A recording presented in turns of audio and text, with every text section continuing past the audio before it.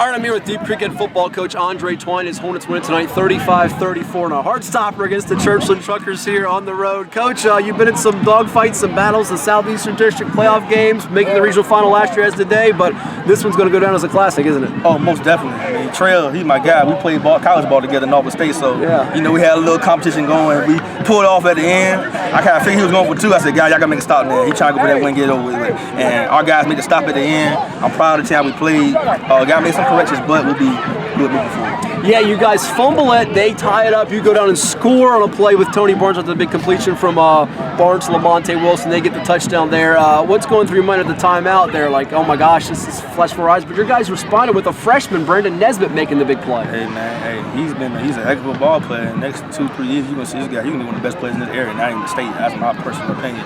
We made some plays all across the board though. We made plays when we had to.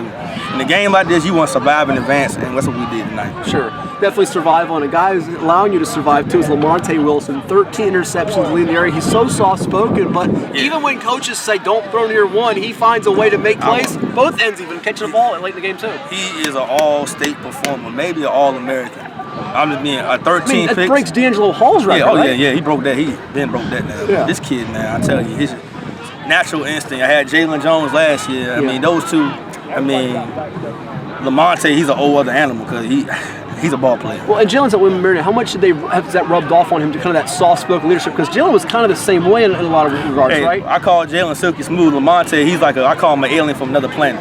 That's what we call him because of what he does. He's aggressive, physical.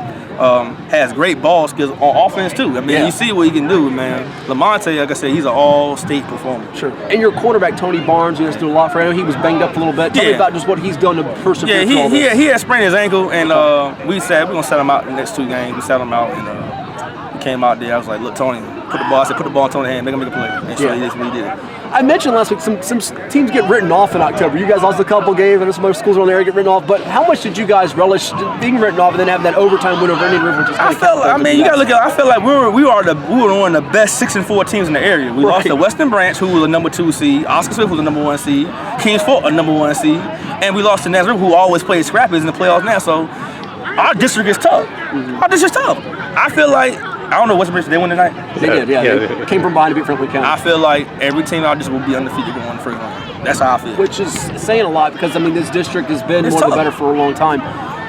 Tell me about up front. I mean, you guys stayed in there. It was getting tired. They're big up front, but you guys continue to persevere and plug. Hey, man, that's just summer conditioning, the weight room, persevering mindset.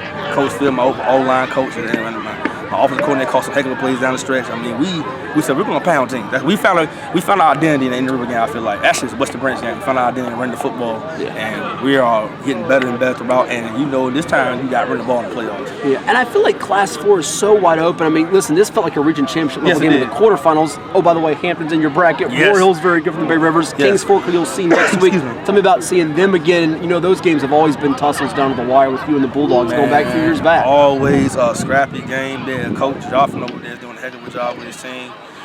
We gotta come correct because they see this. Our secondary we made some mistakes. They out throw the ball, so we gotta come ready against Kings Fork because it's gonna be like a ball game at the dog pound. But we're gonna be ready to go. Buckle up, the Hornets are coming to Suffolk. It should be a fun one next week. Best wishes, and we'll see you then. Appreciate it. Thank you.